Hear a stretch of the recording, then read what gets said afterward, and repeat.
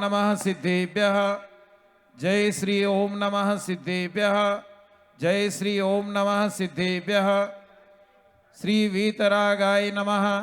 ओम नमो अर्हते भगवते श्रीमते पार्श्वतीर्थंकराय चतुर्विंशति तीर्थंकराय द्वादश गण परिवेष्टिताय शुक्ल ज्ञान पवित्राय सर्वज्ञाय स्वयंभुवे सिद्धाय बुद्धाय परमात्मने परम सुखाय त्रैलोक्य मही व्याप्ताय अनंत संसार चक्र परिमर्दनाय अनंत दर्शनाय अनंत ज्ञानाय अनंत सुखाय अनंत वीर्याय त्रैलोक्य वशंकराय सत्य ज्ञानाय सत्य ब्रह्मणे धरणेन्द्र फणामंडल मंडिताय ऋषि आरिका श्रावक श्राविका प्रमुख चतुसंगोपसर्ग विनाशनाय घाति कर्म विनाशनाय अघाति कर्म विनाशनाय अपवायम अस्माकं मृत्यु अतिकामं रतिकामं क्रोधं पापं वैरं वायुधारणं अग्निभयं सर्वशत्रुभयं सर्वचोरभयं सर्वदुष्टभयं सर्वराजभयं सर्वमृगराजभयं सर्वमात्मचक्रभयं सर्वपरमंत्रं सर्वशूलरोगं सर्वक्षयरोगं सर्वकुष्ठरोगं सर्वक्रूररोगं सर्वगजमारीं सर्वनरमारीं सर्वअश्वमारीं सर्वगौमारीं सर्वमहिषमारीं सर्वधान्यमारीं सर्ववृक्षमारीं सर्वगुलमारीं सर्वपत्रमारीं सर्वपुष्पमारीं सर्वफलमारीं सर्वराष्ट्रमारीं सर्वदेशमारीं सर्वविश्वमारीं सर्वज्ञानावर्णीयं सर्वदर्शनावर्णीयं सर्ववेदनीयं सर्वमोहनीयं सर्वकर्माष्टकम् ओम सुदर्शन महाराज चक्र विक्रम सत्व तेजो बल शौर्य वीर शांतिम सर्वजनानंदनम सर्वभव्यानंदनम सर्वगोकुलानंदनम सर्वग्राम नगर खेट करवट मठम पत्तन द्रोणमुख संवाहानंदनम सर्वलोकानंदनम सर्वदेशानंदनम सर्वयजमानानंदनम सर्वदुःखम हन हन दह दह पच पच कुट कुट शीघ्रम शीघ्रम यत् सुखम त्रिषु लोकेषु व्याधि व्यसन वर्जितम अभयम क्षेम आरोग्यम स्वस्तिरस्तु शिवमस्तु कुलगोत्रम धन धान्यम सदास्तु चंद्रप्रभ वासुपूज्य मल्ली वर्धमान पुष्पदंत शीतल मुनिसुव्रत नेमिनाथ पार्श्वनाथ इत्येभ्यो नमः इत्यनेन मंत्रेण नवग्रहशांतिरथ गंधोदक धारावर्षणम ओम नमो अरिहंताणम नमो सिद्धाणम नमो ऐरियाणम नमो वज्जायणम नमो लोये सव्वत्साहुणम नमो जिनाणम नमो ओहि जिनाणम नमो सव्वोहि जिनाणम नमो अनंतो ही जिनाणम नमो कोठ बुद्धिनम नमो बीज बुद्धिनम नमो पादानुसारिणम नमो संभिन्न सोदारणम नमो स्वयं बुद्धाणम नमो पत्ते बुद्धाणम नमो बह्य बुद्धाणम नमो उजूम दीणम नमो विलम दीणम नमो दस्पोविणम नमो चौदस्पोविणम नमो ठंग महानिमित्त कुशलाणम नमो विवेट पत्ताणम नमो विद्यानाणम नमो चारनाणम नमो पन्न समणाणम नमो आकाशगामिणम नमो आसी विसाणम नमो तिट्ठि विसाणम नमो उग्गतवाणम नमो तित्तवाणम नमो तत्तवाणम नमो महातवाणम नमो घोरतवाणम नमो घोरगुणाणम नमो घोरगुण बंब्यारीणम नमो आमोसई पत्ताणम नमो खेल्लोसई पत्ताणम नमो जल्लोसई पत्ताणम नमो विप्पोसई पत्ताणम नमो सव्वोसई पत्ताणम नमो मण बलिणम नमो वची बलिणम नमो काय बलिणम नमो क्षीर सविणम नमो सप्पी सविणम नमो महुर सविणम नमो अमीय सविणम नमो क्षीणमानसाणम नमो वड्डमाणाणम नमो सिद्धायदणानम ओम ह्रीम हरम नमो भयवतु महदी महावीर वड्डमाण बुद्धि ऋषिनम समाधि सुखम भवतु ओम नमो रते भगवते श्रीमती प्रक्षिणाशेष दोष कलमसाय दिव्य तेजो मूर्ति नमः श्री शांतिनाथाय शांति कराय सर्व विघ्न विनाशनाय सर्व पाप प्रणाशनाय सर्व रोग उपसर्ग मृत्यु विनाशनाय सर्व परकित क्षुद्रोभद्र विनाशनाय सर्व क्षाम डामर विनाशनाय ओम राम ह्रीम रूम रोम रह अर्हन असिया उषा नमः परम पूज्य आचार्य प्रमुख सागर महाराज चतुर्वेद संघ से मुनि अरिजीत सागर महाराज चतुर्वेद संघ से सकल इंद्र इंद्राणी परिवारस्य सकल गुवाहाटी नगरवासी जनस्य सौधर्मेन्द्र श्री कमल कुमार परिवारस्य शांतिधारा कर्ता श्री सुरेंद्र कुमार छाबड़ा परिवारस्य सकल उपस्थित जनस्य शांतिम कुरु कुरु तुष्टिम कुरु कुरु पुष्टिम कुरु कुरु वषट स्वाहा संपूजकानां प्रतिपालकानां यतीन्द्र सामान्य तपोधनानां देशस्य राष्ट्रस्य पुरस्य राज्ञ करोतु शांतिम भगवान जिनेन्द्र। हेलो हेलो अर्घ लीजिए। बोलिए उदक चंदन तंदुल पुष्प कैशरु सुदीप सुधूप फलार्घ गई धवल मंगल गानिरवकुले जिन ग्रहे जिन नाथ महम यजे। ओम ह्रीं श्रीं क्लीं त्रिभुवनपतिये महाशांतिधारा अभिषिंचित जिनाय नमः। अर्घ्यम निर्वपामिति स्वाहा। जल फल आठों शुचि सारता को अर्घ करो तुमको। अरे पो भवतार भव दरि मोक्ष बरो। 24 सिरि दिन चंद आनंद कंद दही। पति जजति हरति भव बंद पावति मोक्ष मही। ओम ह्रीं श्री वृषभादि वीरांत चतुर्विंशति जिनेभ्यो अर्घ्यम निर्वपामिति शुचि निर्मल। ओम नमः सिद्धेभ्यः। जय श्री ओम नमः सिद्धेभ्यः। जय श्री ओम नमः सिद्धेभ्यः। श्री वीतरागाय नमः। ओम नमो अर्हते भगवते श्रीमते पार्श्वतीर्थंकराय चतुर्विंशति तीर्थंकराय द्वादश गण परिवेष्टिताय शुक्ल ध्यान पवित्राय सर्वज्ञाय स्वयंभुवे सिद्धाय बुद्धाय परमात्मने परम सुखाय त्रैलोक्य मही व्याप्ताय अनंत संसार चक्र परिमर्दनाय अनंत दर्शनाय अनंत ज्ञानाय अनंत सुखाय अनंत वीर्याय त्रैलोक्य वशंकराय सत्य ज्ञानाय सत्य ब्रह्मणे धरणेन्द्र फणामंडल मंडिताय ऋषि आरिका श्रावक श्राविका प्रमुख चतुसंगोपसर्ग विनाशनाय घाति कर्म विनाशनाय अघाति कर्म विनाशनाय अपवायम अस्माकम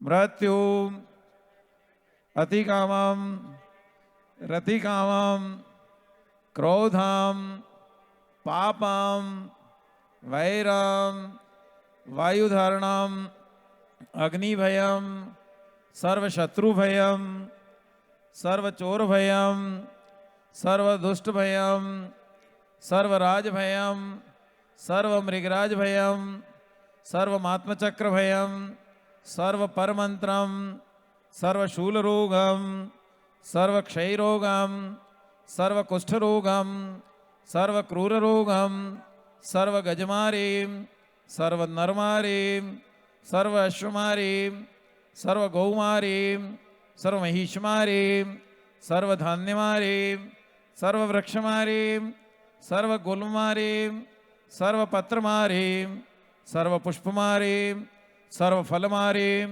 सर्वराष्ट्रमारीं सर्वदेशमारीं सर्वविश्वमारीं सर्वज्ञानावर्णीयं सर्वदर्शनावर्णीयं सर्ववेदनीयं सर्वमोहनीयं सर्वकर्माष्टकम्। ओम सुदर्शन महाराज चक्र विक्रम सत्व तेजो बल शौर्य वीर शांतिम सर्वजनानंदनम सर्वभव्यानंदनम सर्वगोकुलानंदनम सर्वग्राम नगर खेट करवट मठम पत्तन द्रोणमुख संवाहानंदनम सर्वलोकानंदनम सर्वदेशानंदनम सर्वयजमानानंदनम सर्वदुःखम हन हन दह दह पच पच कुट कुट शीघ्रम शीघ्रम यत् सुखम त्रिषु लोकेषु व्याधि व्यसन वर्जितम अभयम क्षेम आरोग्यम स्वस्तिरस्तु शिवमस्तु कुलगोत्रम धन धान्यम सदास्तु चंद्रप्रभ वासुपूज्य मल्ली वर्धमान पुष्पदंत शीतल मुनि सुव्रत नेमिनाथ पार्श्वनाथ इत्येभ्यो नमः। इत्यनेन मंत्रेण नवग्रह शांतिरथ गंधोदक धारावर्षणम।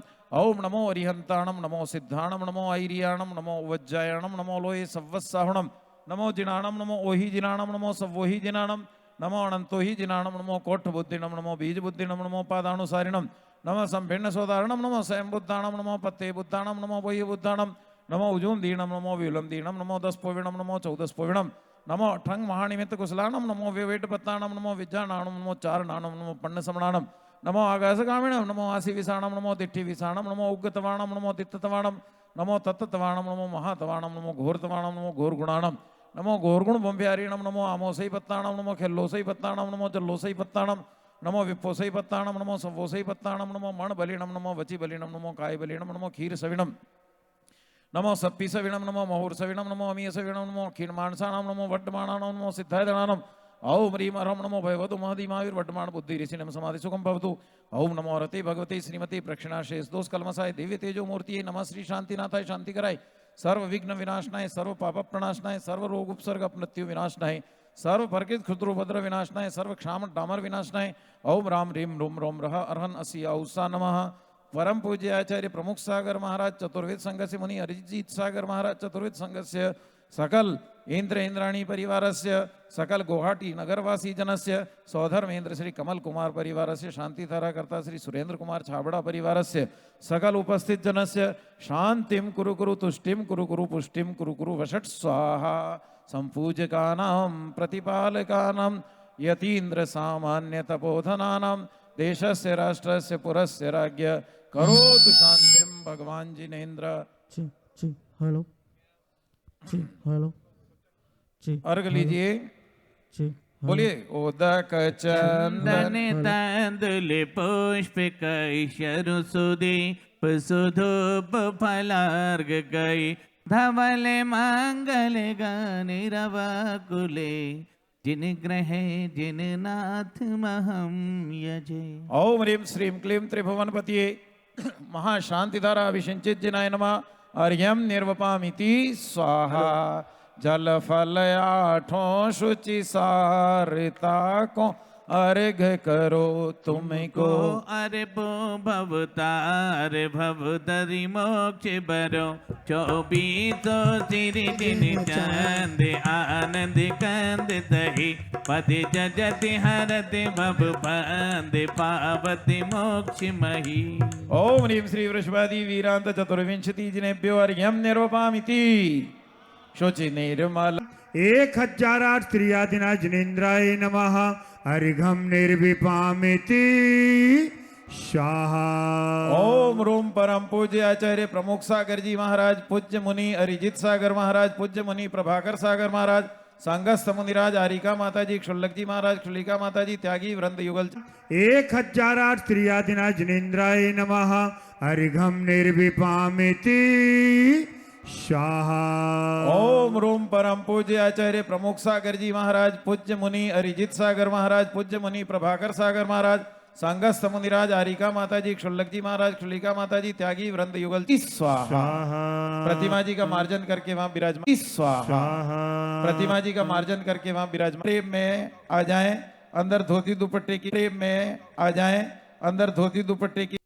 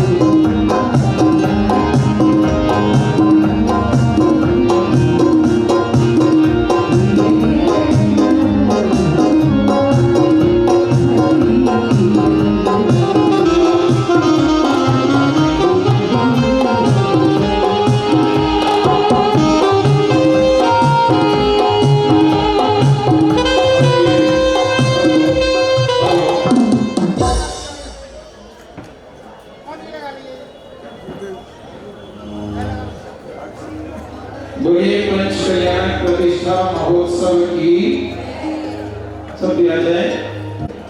परम पूज्य आचार्य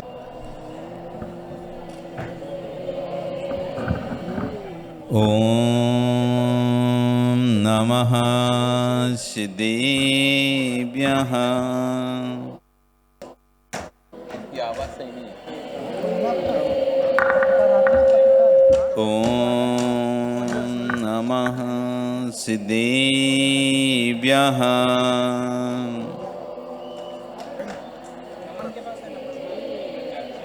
तिर्यणे खग्गिणाये रुतारी मोहि सैर सिरेणि बिहु आयरी राउ पसियो परवादिन्यो भव्ये जी लोए। नमो अरिहंताणं नमो सिद्धाणं नमो आयरीयाणं नमो वज्रायाणं नमो लोये सविशाहुणं। बोले अनंत अनंत से परमेष्ठी भगवानी की, आदिरम आदिनाथ भगवानी की। मंच पर मना किया है किसी ने जय बोलने को आपको, हैं? बोले आदिरम आदिनाथ भगवानी की, वर्तमान शासनी महावीर भगवानी की, आचार्य गुरुवर श्री पुद्धन सागर जी महाराज की, आचार्य विराग सागर जी महाराज की, आचार्य गुरु विश्व सागर जी महाराज की, आचार्य प्रमुख सागर जी महाराज की, अहिंसा में विश्व धर्म की। इसकी आवाज गूंज रही है। भैया उनको बोलो इसका बेस बढ़ाएं, ट्रिपल कम करें आवाज को। जाओ भाव बंधु, वर्तमान शासन न्यायिक भैया तुम्हारा सेट हो गया, बैठ जाओ। बहुत अच्छा कर रहे हो प्रचार करके, पर बैठ जाओ।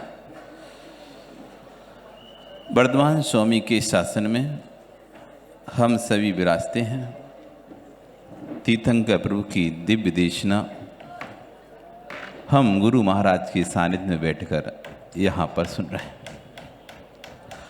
आचार्य भगवान कुंद कुंदेव स्वामी महाराज ग्रंथराज रैणसार जी में श्रवण और श्रावक उभय धर्मों की व्याख्यान कर रहे हैं। और वहाँ पर एक गाथा सूत्र दे रहे हैं।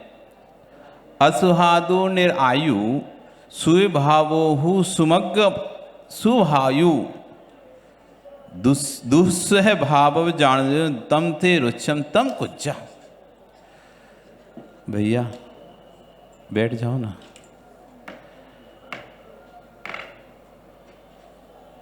और जो भी कुर्सी पर बैठते हैं वो एक बात विशेष ध्यान रखें। हमारे कारण कहीं किसी को अंतराय कर्म का बंध तो नहीं हो रहा। हमको अंतराय हमारे कारण किसी के धर्म सुनने में अंतराय तो नहीं हो रहा। नहीं तो पता चला हम तो धर्म कर रहे थे लेकिन अंतराय 11 वर्णी कर्म का बंद कर रहे थे, 11 वर्णी कर्म का बंद कर रहे थे। आज आचार्य वन इसी बात को यहां पर समझा रहे हैं। असुहादो निरायु सुभावो दुसग सुघ मायु। अशुभ भाव करने से दुर्गति का बंध होता है, शुभ भाव करने से सुगति का बंध होता है। कल यहां पर हमारी चर्चा चल रही थी धर्म की, कि हम जीवन के इतने सारे निषेकों को निकाल दिए। किसमें? माला फेरने में, पूजन करने में, अभिषेक करने में, साधु सेवा करने में, लेकिन धर्म के नजदीक आज तक नहीं पहुंचे। हमने क्रियाओं को धर्म समझ लिया, क्रियाओं को ही धर्म मान लिया, तो मूल धर्म से छूट चुके हैं। साधन साधन है, साधन साध्य नहीं है। साधन साधन है, साधन साध्य नहीं है। साधन कुछ तो है लेकिन साधन सब कुछ नहीं है। ये जो क्रियाएं थी ये हमारा साधन है और धर्म हमारा साध्य है। क्रियाएं धर्म नहीं थी, क्रियाएं धर्म के नजदीक ले जाने का साधन थी। भैया घर से चल के आए यज्ञ नायक? कहां से? घर से आए ना चल के? काय से आए? गाड़ी से आए? किससे आए थे? गाड़ी से आए। वो गाड़ी ने तुम्हारे ऊपर उपकार किया कि नहीं किया? इधर देखो उधर क्या देख रहे हो? देवी को घर पे देखते रहना, देवी तो बहुत मिलेगी। तो यहां पर आए तो यहां पर गाड़ी ने तुम्हारा उपकार किया कि नहीं किया? आपको यहां तक लेके आई कि नहीं आई? तुम उपकारी को बाहर ही छोड़े आए, अंदर लेकर क्यों नहीं आए? अंदर तक लाना था ना। नहीं स्वामी, जिसका स्थान जहां तक है उसको वहां तक वह उपयोगी है और उसके बाद वह अनुपयोगी हो जाती है। ये क्रियाएं कब तक उपयोगी हैं? जब तक हमने धर्म को पहचाना नहीं है, धर्म को प्राप्त नहीं किया है, तभी तक क्रियाएं उपयोगी हैं। यदि क्रियाएं यदि धर्म हो जाती, ये महाराज को भी क्रियाएं करनी पड़ती है। क्रियाएं धर्म हो जाती कमल जी, तो आज महाराज भी पूजन करते हुए दिखाई देते, अभिषेक करते हुए दिखाई देते, पर महाराज तो पूजन नहीं करते, अभिषेक नहीं करते। क्यों? ये तो पद में बढ़ गए हैं, तो पद में बढ़ गए हैं तो और ज्यादा धर्म होना चाहिए, और ज्यादा होना चाहिए, तो और घंटों घंटों पूजा अभिषेक होना चाहिए। लेकिन ये तो महाराज दिगंबर विराज हैं, भी तो और सब छोड़ दिए। तुम्हारा तो श्रावक को तो भैया फिर भी कि रोज दिन में 3 बार 4 बार दर्शन करो, पूजा पाठ करो, ये करो, अभिषेक करो, वो करो, लेकिन वही राज में भैया कुछ नहीं करो। क्या करो? ध्यान अध्ययन करो। दानम पूजा मुखम साव्या धम्मा। दान पूजा करना ये श्रावक का मुख्य धर्म है, और ध्यान झेणम जय धम्मो, और ध्यान अध्ययन करने मुनि का धर्म है। यदि पूजा धर्म होती तो फिर महाराजों को ही पूजा करनी पड़ती। क्या फिर धर्म नहीं है? क्या पूजा फिर प्रश्न उठ सकता है धर्म।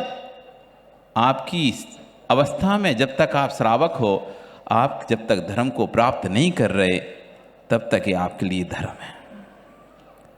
लेकिन इसको करते करते दृष्टि रखना चाहिए, मेरा लक्ष्य क्या है? ये तो साधन है, साध्य तो मेरा आत्मस्वरूप की प्राप्ति है, साध्य तो मेरा रत्नत्रय धर्म है, साध्य तो मेरा विशुद्धि धर्म है। इस क्रिया को करने से मेरे अंतरंग में विशुद्धि बढ़ रही है कि अशुद्धि बढ़ रही है? यदि पूजा करने से मेरे अंदर विशुद्धि बढ़ती है तो पूजा मेरे लिए धर्मभूत हो गई। और पूजा करने में यदि मुझे संक्लेशता हो रही है, कोई हमारे आगे बैठ गया, हम पीछे बैठे थे, हमारे आगे कोई पीछे बाद में आया और हमारे आगे बैठ गया, अब बताओ पूजा में मन लग रहा है तुम्हारा? आप बैठे हुए थे, आप प्रवचन सुन रहे थे, आप पूजा कर रहे थे, कोई व्यक्ति आया, उसने टेबल उठाई पीछे से कुर्सी और भैया आगे लाके रख ली, बैठ गया पंडित जी। अब परिणामों में क्या हो रहा है उस समय देखो। अब उस समय परिणामों में जो उथल पुथल चल रही है, हाँ तुम्हें समझ में आएगा। मैं बैठा तो तीर्थंकर के पादबूल में हूं, कर तो पूजा रहा हूं, लेकिन धर्म नहीं हो पा रहा है। मैं जिस विशुद्धि की प्राप्ति के लिए यहां आया था वो खत्म हो चुकी है। ये क्रियाएं विशुद्धि के लिए थी, और क्रिया करते में यदि अशुद्धि होने लगे तो वो धर्म नहीं हो पाता। धीरे धीरे जब व्यक्ति विशुद्धि को प्राप्त होता है तो पंचम गुण स्थान को प्राप्त करता है, और विशुद्धि को प्राप्त होता है तो छठवें गुण स्थान को प्राप्त करता है, और विशुद्धि को प्राप्त होता है तो 7वें 8वें 9वें 10वें 12वें 13वें 14 गुण स्थानों को प्राप्त करता है। ये क्रियाएं धीरे धीरे सब छूटती चली जाती हैं, ये क्रियाएं सब छूटती चली जाती हैं। विशुद्धि ही धर्म है।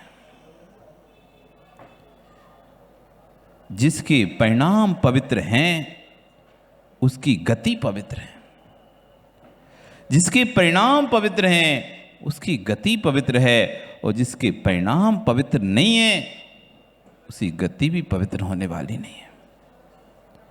आचार्य भगवान कहते हैं किसी से पूछने मत जाओ कि मेरी भविष्य में गति क्या होगी। आज भगवान का गर्म कल्याणक मना रहे हैं आप। ये बने कैसे हैं भगवान? ये बने कैसे हैं भगवान? क्या आप भी भगवान बन सकते हो? ओ कुबेर महाराज, भगवान बन सकते हो तुम? बन सकते हो क्या? नहीं? बताओ, भगवान बन सकते हो स्वधर्मेंद्र? बन सकते हैं, बन क्यों नहीं पा रहे? मार्ग पे चलना होगा। ये गर्भ कल्याण की बता रहा है प्रत्येक जीव भगवान बन सकता है। ये जो गर्भ में आई हुई आत्मा है पहले से भगवान नहीं थी। यही जैन दर्शन और अन्य दर्शन में विशेषता, जैन दर्शन की विशेषता है अन्य दर्शनों से, कि यहां पर पहले से कोई परमात्मा नहीं होता है। जब जब हो धर्म की हानि, असुर बने, नीचाई मानी, तो परमात्मा पृथ्वी पर आकर अवतरित होते हो? नहीं। जब जब भी यहां पर धर्म की हानि होती है तो कोई नवीन जीव ही तीर्थंकर पृथ्वी का बंद करके मां के गर्भ में आता है। पहले से परमात्मा कोई फिक्स नहीं है यहाँ पे कि यही परमात्मा है, जब भी कुछ होगा तो यही उतर के आएंगे, यही अवतार लेंगे, यही कल्याण करेंगे। नहीं, जो भी जीव अपने अंतरंग में धर्म को उत्पन्न करेगा, विशुद्धि को पैदा करेगा, ऐसा जीव 16 कारण भावनाओं को भाकर तीर्थंकर बन सकता है। इसलिए आचार्यवन कहते हैं किसी से पूछने मत जाओ मेरी गति क्या होगी। भैया अपने मन से पूछ लो परिणति कैसी है। दूसरों से यदि ईर्ष्या है हमारे अंतरंग में, दूसरों से द्वेष है हमारे अंतरंग में, छल कपट है हमारे अंतरंग में, तो आचार्यवन करें माया त्रयज्ञो नस्य। यदि मनसा अन्यत्र, वचसा अन्यत्र, कायान्यत्र की परिणति चल रही है, मायाचारी परिणति चल रही है, माया त्रयज्ञो नस्य, मायाचारी से त्र्यंच गति प्राप्त करेंगे। अब देख लो भैया अपने अंतरंग में पूछ लो, यदि मैं मायाचारी अधिक करता हूं तो नियम से त्रिंच बनूंगा। व्यवहारम परिकृतम नारकस्य वशा। हमको लगता है धन पैसा बढ़ रहा है तो वैभव बढ़ रहा है, ऐश्वर्य बढ़ रहा है तो खुश होते हो। खुश मत हो जाना। जितना अधिक परिग्रह बढ़ेगा, जितनी अधिक संपत्ति बढ़ेगी, भैवारम परिकृतम नारकस्य वसा। चक्रवर्ती खुश ना हो जाए कि 6 खंड का आधिपत्य है उसके पास। वो कहाँ गए चक्रवर्ती अंजू? चक्रवर्ती खुश ना हो जाए कि 6 खंड का आधिपत्य उसके पास। यदि 6 खंड के बीच में ही मर गया ना, वैवारम परिकृतम नारकस्य वसा, बहुत आराम परिग्रह के कारण से नरक आयु ही प्राप्त होगी, नरक गति में ही जाना पड़ेगा। और वही चक्रवर्ती यदि सबको छोड़ देता है तो स्वर्ग और मोक्ष को प्राप्त होता है। लक्ष्मी बड़ी, अधिकार भी क्या बढ़ गया है सोचिए। हमारे पास लक्ष्मी बढ़ रही है, अधिकार बढ़ रहा है, संपत्ति पद बढ़ रहा है, हम खुश हो रहे हैं। खुश मत हो। संपत्ति जैसे जैसे, अच्छा बताओ, वस्तु भारी होती है तो ऊपर जाती है कि नीचे जाती है? कहाँ जाती है? जैसे जैसे वस्तु वजनदार होगी वैसे वैसे वस्तु कहाँ जाएगी? नीचे की ओर जाएगी। और जैसे जैसे हल्की होगी ऊपर की ओर जाएगी। ऐसी जैसे जैसे हम परिग्रह से भारी होते चले जाएंगे वैसे वैसे नीचे नीचे के नरकों में जाते जाएंगे। और जैसे जैसे परिग्रह से हल्के होते चले जाएंगे वैसे वैसे ऊपर के स्वर्गों की ओर जाएंगे। जब पूर्ण परिग्रह से रहित हो जाएंगे तो सिद्धालय में भी पहुंच जाएंगे। इसलिए व्यवहारम परिकृतम नारकस्य वसा। यदि बहुत परिग्रह, बहुत आराम संचय करने की इच्छा हो रही है अंतरंग में, तो समझ लो आपकी नरक आयु के आप निकट पहुंचते जा रहे हो।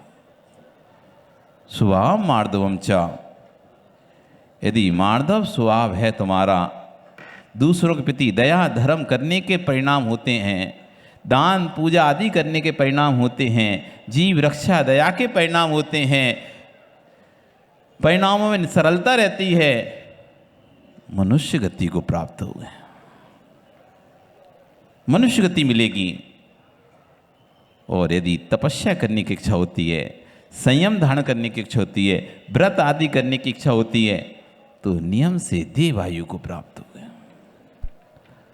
अपने मन से पूछो मेरी परिणति कैसी है? जैसी परिणति वैसी गति। परिणति जब खराब होने वाली होती है, साक्षात मारीची से पूछ लो। स्वयं भगवान के सम्मोषण में था लेकिन अनंत काल तक भटकना था, तो जैसे ही सम्मोषण में सुना ये तो आगे जाके भविष्य में 24 तीर्थंकर होंगे, तो सोचता जब मैं ही खुद तीर्थंकर होऊंगा तो क्यों भगवान के पास बैठना है यहाँ पे, और निकल दिया सम्मोषण से। जब गति खराब होती है तो सबसे पहले परिणति खराब हो जाती है। परिणति खराब होती है तो उससे आपकी गति का बोध हो जाता है। इसलिए अपने जीवन में कुछ नहीं, बस अपने परिणामों को पढ़ना सीख लो, यही धर्म है। आप पूछ रहे थे क्या है फिर महाराज जी धर्म? पूजा पाठ धर्म नहीं है तो धर्म क्या है? अपने परिणामों को पढ़ना सीख लो तो समझ में आ जाएगा कि मेरे परिणाम जा कहाँ रहे हैं। धर्म स्थान पर बैठकर भी क्या मेरे परिणाम धर्म के हो रहे हैं, या वहां भी मैं अपनी कसायों को पूर्ण कर रहा हूं? कोई मान कसाय को लेके आ रहा है, कोई माया कसाय को लेके आ रहा है, कोई लोभ कसाय को लेके आ रहा है, कोई क्रोध कसाय को लेके आ रहा है। कसायों से भरकर धर्म कर रहे हैं। कसायों से भरा हुआ व्यक्ति कभी धर्म नहीं कर सकता। कसाय से भरा हुआ व्यक्ति अपनी कसाय की पुष्टि तो कर सकता है लेकिन धर्म नहीं कर सकता। धर्म करना है तो अपनी कसायों को शांत करना पड़ेगा। कसायों को देखना पड़ेगा कि देखो कैसी मेरी मायाचारी कसाय चल रही है। खुद तो एक बादाम है, कभी कभी ऐसा होता है थाली में एक बादाम बचे और 4 लोग पूजा कर रहे हों तो धीरे से पहले खुद उठा लेते हैं, फिर कभी हाथ लगा लो, सब लोग सब हाथ लगा लो। उठा ली पहले खुद ने, अब कह रहा भैया हाथ लगा लो सब। लोग कहेंगे अरे हाँ देखो कितना अच्छा व्यक्ति है, सबको हाथ लगवा रहा है। उससे पूछो उसके अंदर में क्या चल रहा था। यदि कोई ने और उठा ली तो मुझे हाथ लगाना पड़ेगा, इसलिए सबसे पहले उठाई, अब सब हाथ लगा लो। अब ये बात कौन बता पाएगा? ये उसके ही परिणाम बता पाएंगे कि अंतरंग की परिणति तुम्हारी बादाम चढ़ाने में क्या थी। कलश करने में सबसे आखिरी में आ रहा है, सबसे पहले आ रहा है, तो दो कारण हो सकते हैं। एक तो उसके ठीक है भैया सब कर लो, और एक सोच रहा भैया सबसे आखिरी में चलेंगे तो फिर बाद में शांति धारा कलश अपने पकड़ने मिल जाएगा।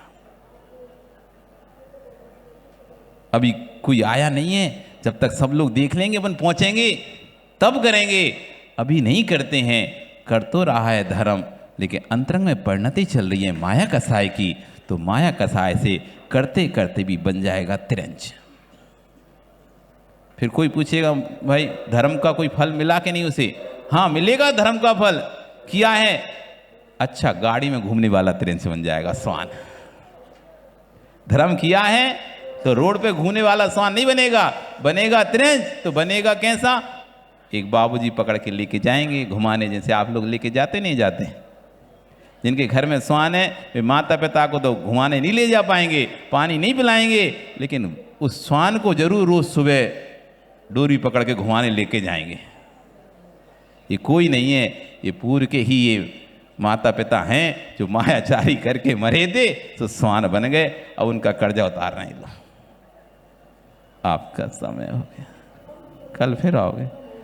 अभी तो महाराज जी प्रवचन सुनेंगे, पर आई तो और इस विषय पे आगे चर्चा करेंगे। आचार्य भगवान कहते शुभ भावों से अशुभ आयु, शुभ भावों से शुभ आयु का बंध होता है, अशुभ भावों से अशुभ आयु का बंध होता है। इन शुभ अशुभ भावों को जानो, और फिर कह रहे हैं जम रुचई तम कुज्जा, फिर तुमको जैसा रुचे वैसा करो। यदि दुर्गति में जाना है तो जो कर रहे हो करते रहो, और सुगति में जाना है तो जो कर रहे हो उसको समझो और उससे विमुख हो, उससे दूर हो, तब तो सुगति होगी। ऐसे कोरे पूजा करने से, कोरा धर्म ध्यान करने से सुगति नहीं होगी। बोलिए भगवान महावीर स्वामी की।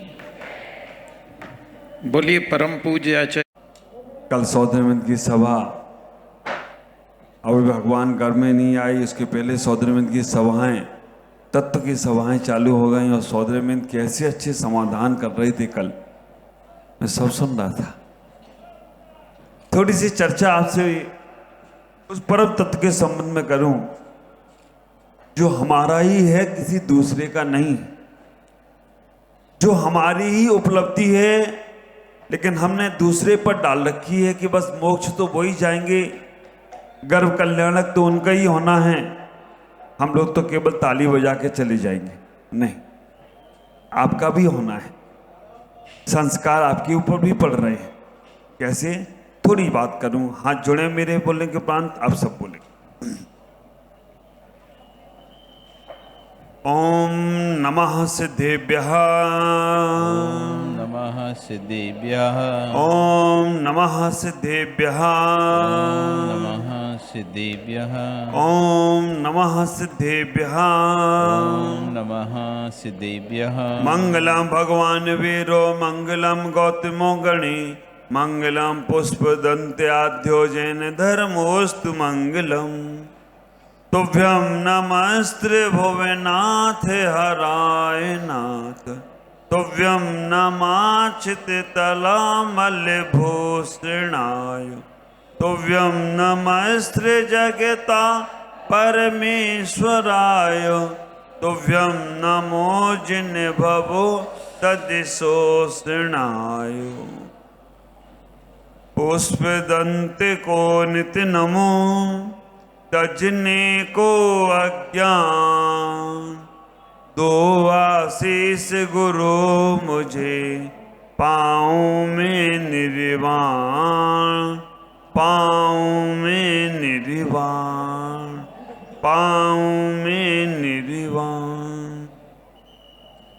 बोलो देवादिदेव आदिनाथ भगवान की, भगवान महावीर स्वामी की, पार्श्वनाथ भगवान की, मूल नायक नेमिनाथ भगवान की, बाहुबली गोमटेश्वर भगवान की, आचार्य शांति सागर जी महाराज की, दादा गुरु आचार्य विमल सागर जी महाराज की, तपस्वी सम्राट आचार्य श्री सनवती सागर जी महाराज की, वात्सल दिवाकर आचार्य भगवान गुरुदेव पुष्पदंत सागर जी महाराज की, विश्व धर्म की, अहिंसा में परमो धर्म की, पंच कल्याणक महामहोत्सव की, गर्व कल्याणक महामहोत्सव की, पंच कल्याणक महामहोत्सव की।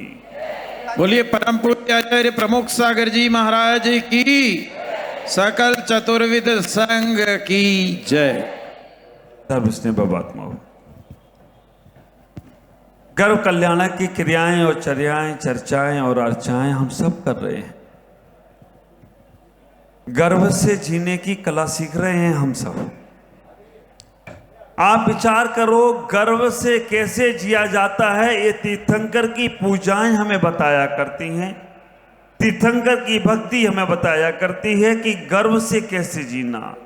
गर्व से कहो हम जैन हैं, क्योंकि एक दो व्यवस्थाएं जो हमारे जैन आगम में आई हैं, वो व्यवस्थाएं कहीं कहीं नहीं मिलने वाली हैं। दो व्यवस्थाएं जो हमारे जैन आगम में हमारे आचार्यों ने, हमारे ज्ञानी मनीषियों ने, हमारे तीर्थंकरों ने कही हैं। पहली व्यवस्था गर्व कल्याणक की और दूसरी व्यवस्था मोक्ष कल्याणक की। आप विचार करो, हर धर्म में जन्म महोत्सव तो मनाया जाएगा, हर महोत्सव, हर धर्म में राज अभिषेक भी होगा, लेकिन गर्व का पता ही नहीं चलता है कि कब भगवान गर्व में आए और कब भगवान मोक्ष चले गए।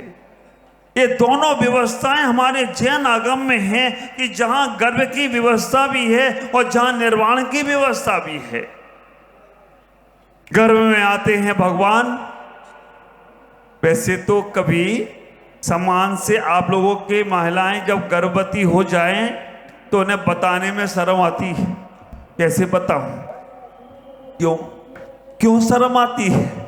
आप विचार करके रखना, सामान से कोई बहू अगर गर्भवती हो जाती है तो बताने में शर्म आती है, लेकिन वो जब उसके लक्षण दिखने लगते हैं तो फिर वो बात जग जाहिर हो जाती है।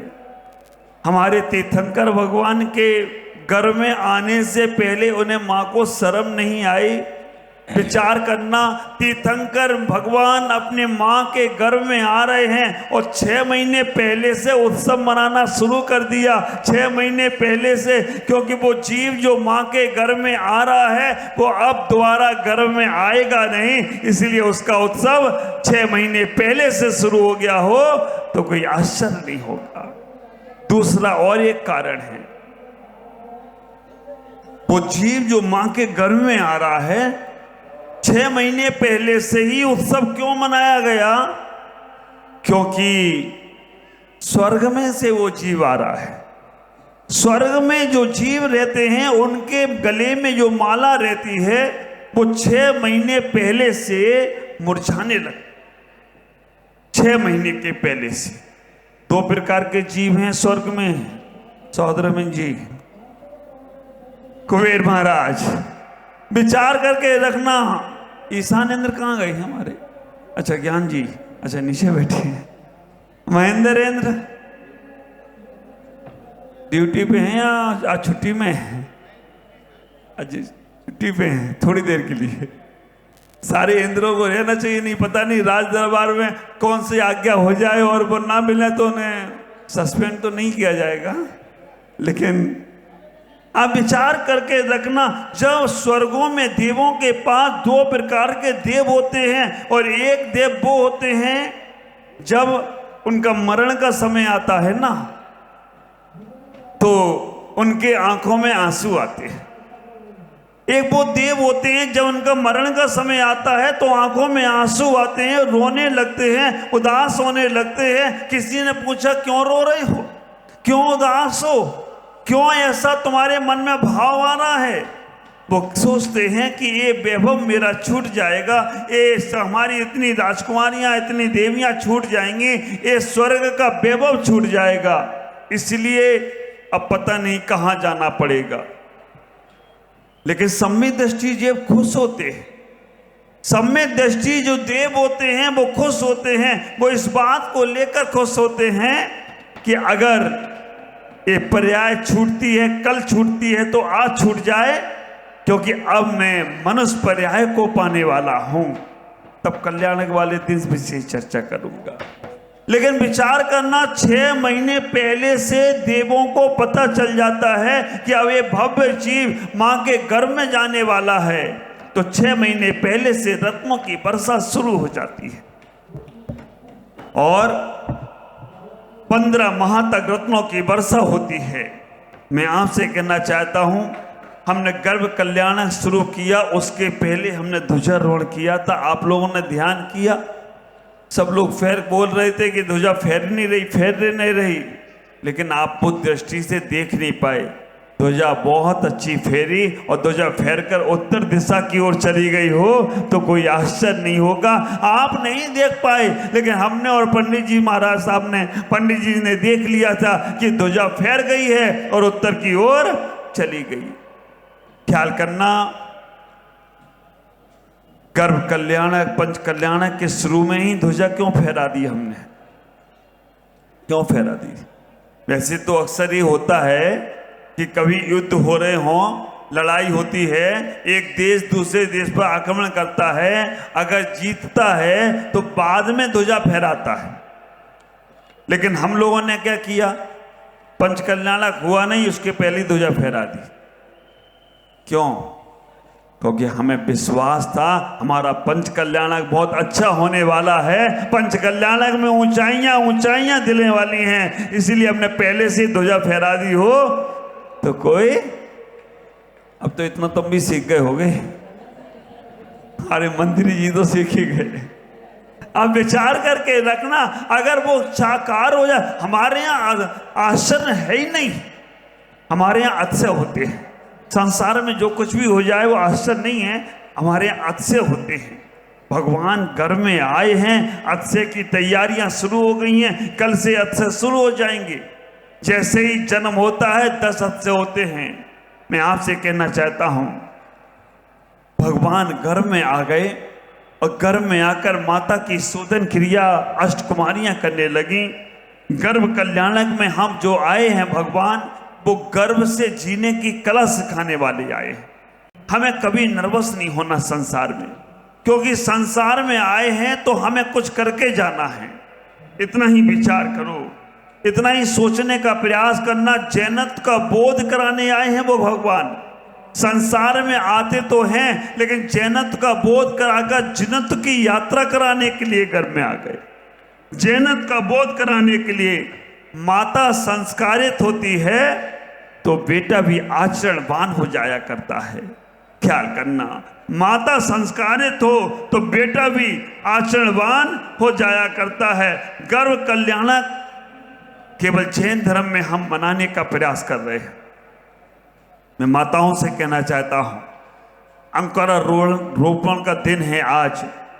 आप अपने अंदर कैसे संस्कारों को जन्म देते हो, कैसे संस्कार देना चाहते हो, अपने बच्चों को कैसे संस्कारित बनाना चाहते हो। जब तुम्हारे घर में कोई जीव आए तो ख्याल करके रखना, बहुत सोच समझकर अपनी कोई क्रिया को करने का प्रयास करना। अगर तुम्हारे माध्यम से वो गर्भ के कल्याण के समय, गर्भ के समय कोई क्रिया गलत हो गई, फिर बाद में ये नहीं कहना कि मेरा बच्चा बिगड़ गया, मेरा बच्चा अब मेरी बात नहीं मानता है। ख्याल करो, हमारे आचार्यों ने कह दिया, ज्ञानी मनीषियों ने कह दिया कि जब गर्भ में जीव आता है तब मदरसा जैसी माँ बन जाना। मदालसा एक ऐसी माँ थी जिसने अपने बच्चों को गर्भ में ऐसे संस्कार दिए, कहते हैं 6 बच्चों को उसने सन्यासी बना दिया। मदालसा जैसी माँ बन जाना। अगर मदालसा जैसी माँ बन गए तो हम घर में ही अपने बच्चों को संस्कारित करना प्रारंभ कर देंगे, और घर में ही बच्चों को संस्कार देना प्रारंभ कर दिए तो ख्याल करना, वो बच्चे तुम्हारे जीवन में तुम्हें गर्भ से जीना सिखा सकते हैं। गर्भ से जीने की कला सीखना है तो ये जैन धर्म सिखाया करता है। ख्याल करना, मैं तो कहता हूं इस भारत की सरकार में गर्भ कल्याणक मनाने वाले देश में गर्भपात जैसी विकृतियां जो शुरू हो गई हैं, इसे सरकार को रोकना है तो गर्भ कल्याणक संस्कार के केंद्र खुलवाना चाहिए। ख्याल करो, गर्भ कल्याणक संस्कार, गर्भ संस्कार के केंद्र अगर सरकार खुलवाना शुरू कर दे तो गर्भपात जैसी विकृतियां हमारे भारत से पलायन कर सकती हैं। पाश्चात्य संस्कृति को हमने ओढ़ रखा है। आज सरकार के पास ये व्यवस्था नहीं है। हमारे जैन आगम में व्यवस्था है। जैन आगम में व्यवस्था ये बताई गई कि जैसे वो बच्चा मां के गर्भ में आता है, पहले महीने में, तीसरे महीने में, 5वें महीने में, 7वें महीने में और 9वें महीने तक वो मां पूजा कर सकती है, भगवान को श्रीफल चढ़ा सकती है, भगवान की पूजा पाठ करके अपने बच्चे को संस्कारित कर सकती है। गर्भ में आने के बाद 5 महीने तक तो आहार भी दे सकती है। ऐसा हमारे यहाँ उल्लेख आया है। ख्याल करना, जब वो मां भगवान के पूजा उपासना में जाती है, गर्भ संस्कार की विधि कराती है, तो ख्याल करना वो बच्चा आकर इधर उधर नहीं घूमता है। वो बच्चा आकर धर्म के संस्कार को लेने का प्रयास करता है। मुझे लगता है यहाँ जितने इंद्र इंद्राणी और जितने लोग बैठे हैं, इनकी माँ ने जरूर इनके घर में आने से पूजा पाठ की होगी, धर्म ध्यान किया होगा, अच्छे कार्य किए होंगे, तो आज वो सब यहाँ बैठे हुए हैं। और जिनकी माताओं ने नाश्ता किया होगा वो आस्था में लगी हैं। वहां विचार करके रखना, जिनकी माताओं ने घर में आने के बाद मंदिर छोड़कर वो भोजनशाला में चली गई होंगी या कहीं नाटक नौटंकी में चली गई होंगी, तो विचार करना वो सब वहीं चले गए हैं। ऐसा गलती अब आप नहीं करना, नहीं तो जिनेंद्र की वाणी, भगवान की वाणी सुनने का मौका हर किसी को नहीं मिलता है। कितनी बड़ी व्यवस्थाएं, कितने बड़े पुण्य को हम लेकर चलने का प्रयास करते हैं। ख्याल करो, जब माँ के घर में जीव आता है, जो माताएं श्रृंगार करती हैं, जो माताएं श्रृंगार करती हैं, उनके बच्चों के चेहरे पर स्किन में फर्क पड़ने लगता है। ख्याल, मां के गर्भ में जीव आए और मां अगर काजल लगाती है, ऐसा हमारे आयुर्वेदिक ग्रंथों के अंदर लिखा गया है कि अगर वो काजल लगाती है तो बच्चों को आंखों का रोग होने लगता है। अगर मां अपने शरीर पर लिपस्टिक, चिपस्टिक, क्या क्या लगाती हो तुम्हें मालूम है, क्यों सुरेंद्र भाई? आप विचार करके रखना, स्किन प्रॉब्लम होने वाली है। आज सुबह सुबह स्वाध्याय चल रहा था सर्वार्थ सिद्धि का, मेरी माता जी ने पूछ लिया, महाराज वो माँ के घर में जीव आता है, माँ के घर में जीव आने के बाद कैसे उसके ऊपर संस्कार पड़ते हैं? कार्तिक अनपेक्षा में कार्तिक आचार्य ने बहुत अच्छा व्यवस्था बताई। माँ के गर्भ में जब जीव आता है, 7 दिन तक कलल रूप में रहता है, 7 दिन में मजूर ठोस रूप में, पिंड रूप में रहता है, 7 दिन में वो एक मांस का लोथरा बनता है, 7 दिन में उसके अंकुर फूटते हैं। 2 महीने के अंदर स्थान आते हैं, कौन सी जीव, कौन सा इंद्री, कहाँ कहाँ इंद्री होगी। एक व्यवस्था और मैंने पढ़ी थी, 2 महीने तक वो एक पिंड के रूप में रहता है, लेकिन मां के गर्भ से नाल से जुड़ता कैसे है? जैसे बीज हम डालते हैं भूमि पर, वो बीज अलग ही रहता है, लेकिन जब वो बीज के अंकुर फूटते हैं तो नाल से जुड़ जाया करता है। कूर्मोन्नत्योनि में तीर्थंकर भगवान गर्भ में आते हैं। मैं आपसे कहना चाहता हूं कि गर्भ में जब आए वो जीव, तो हमें अपने जीवन में सादा सिंपल जीवन व्यतीत करना चाहिए, श्रृंगार के साथ व्यतीत ना करें। चटपटा भोजन करते हो, उसको भी 5-6 पर्याप्तियां उसकी तात्कालिक पूरी हो रही हैं, उसको भी तकलीफ होती होगी। मैं आपसे कहूंगा कि आप ऐसे पुण्य अवसर पर यहाँ पर बैठे हैं कि जिस वक्त भगवान का गर्भ कल्याणक होने वाला है, जिस वक्त भगवान गर्भ में आने वाले हैं, जिस वक्त भगवान तीर्थंकर आदि कुमार गर्भ में आने वाले हैं और आप उसका सौभाग्य लूटने वाले हो, ख्याल करना। वो माताओं से कहना चाहता हूं, अगर तुम्हारे घर में कभी कोई जीव आए तो अब तुम भगवान की बातें करना, परमात्मा की चर्चा करना। अगर कामना वासनाओं की, क्रोध मान माया की चर्चा करोगे तो कोई संस्कार उसके ऊपर आने वाले हैं। आपको लगेगा महाराज ऐसा कैसे हो सकता है। महाभारत का उदाहरण तुम्हें मालूम है। अभिमन्यु के ऊपर संस्कार घर में ही पड़ गए। महाभारत का है, जैन आगम का उदाहरण नहीं है। महाभारत में सुभद्रा, जब जब अर्जुन अपनी पत्नी सुभद्रा को सुना रहे थे, अर्जुन सुना रहे थे या नारायण श्री कृष्ण सुना रहे थे? अर्जुन सुना रहे थे। अर्जुन सुना रहे थे। विचार करना, अभिमन्यु सुनते सुनते मां सो गई, और मां सो गई तो वो अब चक्रव्यूह में जाना तो उन्होंने सीख लिया। ये आपने सुना है।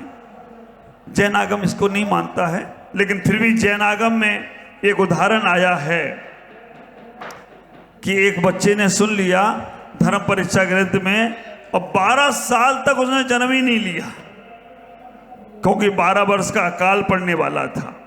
मैं आपसे कहना चाहूंगा, संस्कार जरूर अपने बच्चों को देने का प्रयास करो। बच्चों को संस्कार देने के पहले माँ को संस्कार देने का प्रयास करो। अगर माँ संस्कारित होती है तो बच्चे अपने आप संस्कारित होते चले जाते हैं। कैसे संस्कारों को लेकर हमें अपने जीवन को जीने का प्रयास करना है। आत्मीयता से चर्चा करें, प्रेम से सबसे व्यवहार करें। जितना अच्छा व्यवहार आप करेंगे उतना अच्छा आपका जीवन बनेगा, उतना अच्छा आपका मन बनेगा, और उतना अच्छा आपका जीवन परिवार का अच्छा होता चला जाएगा। मैं आप सबसे कहूँगा, आज गर्व कल्याणक के दिन हमें गर्व से जीना है। तो आज से ही ये मन में विचार करना, हम अपने जीवन में कभी अनैतिक संबंध नहीं बनाएंगे, हम अपने जीवन में कभी गर्भपात की व्यवस्था नहीं बनाएंगे, हम अपने जीवन में कभी ऐसे कार्य नहीं करेंगे जिससे हमारे बच्चे पे गलत संस्कार पड़े।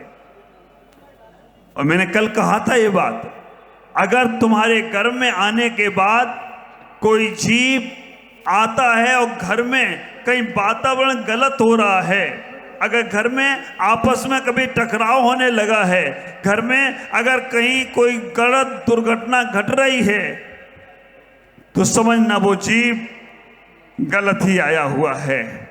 इसलिए तुम्हारे जीवन में ऐसा हो रहा है। इतना ही विचार करना, इतना ही सोचने का प्रयास करना कि वो जीव घर में जो आया है उसको कैसे तुम्हें पालन करना है। आज संस्कार की बात है, तो फिर मैं यहाँ कैसे माँ के ऊपर संस्कार पड़ेंगे वो आप देखने का प्रयास करोगे। मैं इतना ही कहूँगा, आज ज़्यादा बातें ना करते हुए, क्योंकि आपको एक चीज़ से मुक्त कराना है। जिन लोगों ने ऐसे पाप कर लिए हैं वो लोग भी आज उस पाप से मुक्त होने का प्रयास करना, और जो लोग कभी भविष्य में ये पाप नहीं करना चाहते हैं, क्योंकि गर्भ कल्याणक वाला देश है हमारा। गर्भपात की वजह से देश हमारा गर्त में चला गया, पतन में चला गया, ये देश हमारा पाश्चात्य संस्कृति में चला गया।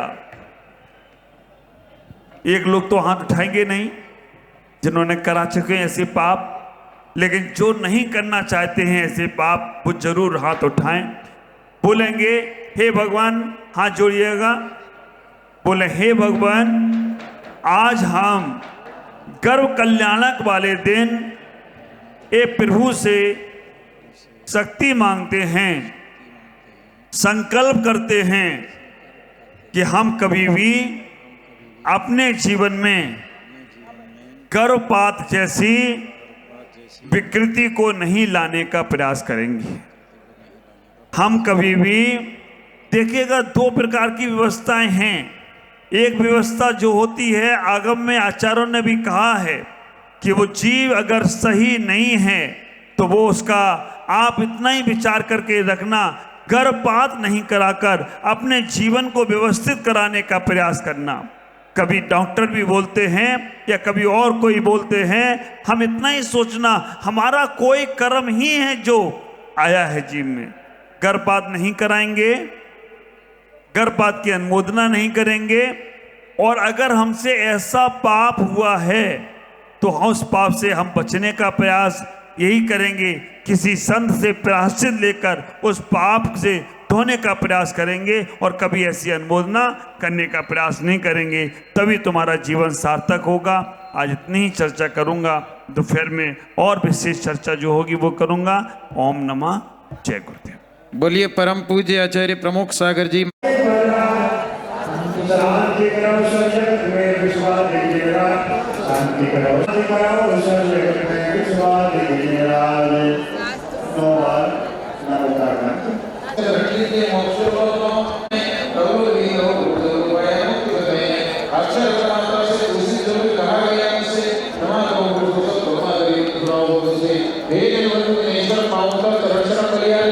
मरण समान सुदुर्लभ कर्मों का शेष हो सकाई विद्याचि और पुष्पांजलि कायोत्सर्ग 9 बार नमः रहेगी। उसके साथ में जो 56 कुमारियों के नाम जो भी लिखवाना चाहें वे यहाँ कमेटी से, मंत्री वीरेंद्र जी से या ओम प्रकाश जी से, और उनको घर से बढ़िया ड्रेस पहन करके यहाँ आना है। माता की सेवा करने का अवसर मिलेगा।